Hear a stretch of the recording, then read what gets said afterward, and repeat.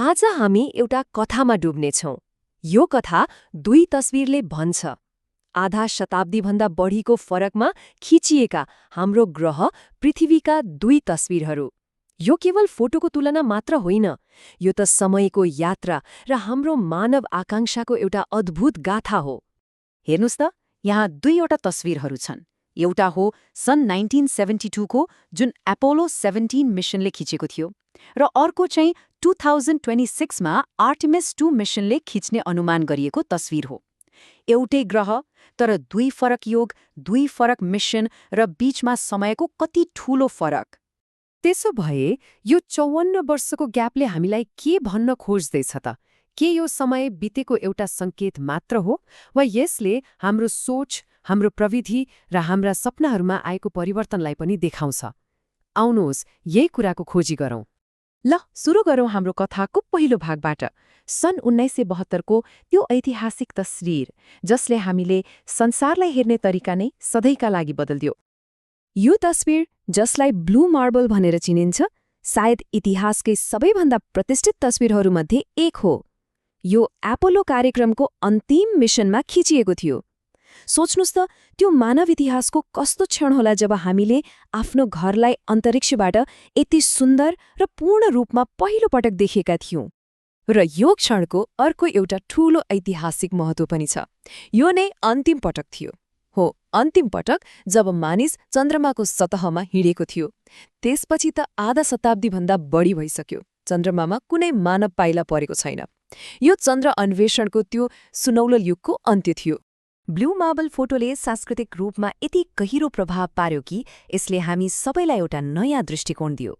मान्छेलाई पहिलो पटक आफ्नो घर कति सुन्दर तर एक्लो छ भन्ने महसुस गरायो। त्यसैले यो तस्विर एकता र हाम्रो कमजोर पर्यावरणलाई जोगाउनुपर्छ भन्ने चेतनाको एउटा शक्तिशाली प्रतीक बन्न पुग्यो। तर एउटा प्रश्न उठ्छ, यति शक्तिशाली तस्विर खिचिएपछि पनि मान्छे किन फेरि चन्द्रमा गएन त? यो लामो अन्तरालको पछाडि के कारण थियो होला? 54 वर्ष। सोच्नुस् त, 54 वर्ष यो सानो समय होइन। एउटा पूरै पुस्ता जन्मियो, हुर्कियो, प्रविधिले आकाश छोयो, तर मान्छे चन्द्रमाबाटै टाढै रह्यो। यो सङ्ख्याले नै त्यो लामो मौनताको गहिराईलाई देखाउँछ।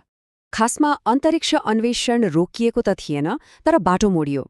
त्यो स्पेस रेसको दौड सकिएपछि ध्यान चन्द्रमाको महँगो यात्राबाट हटेर पृथ्वीको नजिकै परिक्रमा गर्ने स्पेस शटल, धेरै देशको सहकार्यको प्रतीक अन्तर्राष्ट्रिय स्पेस स्टेशन र मङ्गल ग्रह जस्ता टाढाका ग्रहहरूमा रोबोट पठाउनेतिर लाग्यो। र अब यति लामो पर्खाइपछि कथाले एउटा नयाँ मोड लिँदैछ। आर्टेमिस मिसनले प्रतिनिधित्व गर्ने अन्वेषणको एक नयाँ बिहानी। यो दोस्रो तस्विरले त्यही भविष्यको एउटा कल्पना देखाउँछ। यसले एउटा नयाँ पुस्तालाई फेरि गहिलो अन्तरिक्षमा फर्काइरहेको छ। यो कुनै पुरानो कथाको पुनरावृत्ति मात्रै होइन नि, यो त एउटा बिल्कुलै नयाँ सुरुवात हो। आर्टेमिस कार्यक्रमले इतिहास दोहोर्याउन मात्र खोजेको होइन, यो त एकदमै नयाँ प्रविधि, नयाँ सोच र अझ ठूलो सपनाको साथ अघि बढिरहेको छ। यसको लक्ष्य अन्तरिक्षमा हाम्रो दिगो उपस्थिति स्थापित गर्नु हो। ल, अब यी दुई फरक समयलाई सँगै राखेर हेरौँ न। यसले हामीलाई के सिकाउँछ होला? यसले हाम्रो ग्रह र यो ब्रह्माण्डमा हाम्रो स्थानबारे कस्तो नयाँ सोच दिन्छ? यो तुलनाले सबै कुरा प्रष्ट पार्छ। एकातिर छ एपोलो 17 जसले एउटा युगको अन्त्य गर्यो र हामीलाई पहिलो पटक आफ्नो घरलाई बाहिरबाट हेर्ने अवसर दियो।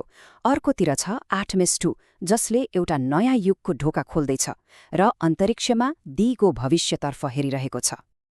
त्यसैले अन्तमा यी दुई तस्विरहरू फोटो मात्रै रहेनन्। यिनीहरूले त हाम्रो विगतको गौरव र भविष्यको सपना दुवैलाई जोड्ने एउटा पुलको काम गर्छन्। भन्नुको मतलब, यो कथा हाम्रो दृढताको हो, हाम्रो कहिल्यै नहार्ने खोजको हो र ब्रह्माण्डसँगको हाम्रो गहिरो सम्बन्धको हो।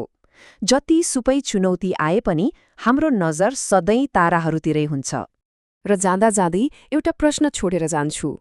अबको 50 वर्षपछि खिचिने पृथ्वीको तस्विर कस्तो होला? र त्यसले हाम्रो यात्राको बारेमा कस्तो कथा सुनाउला?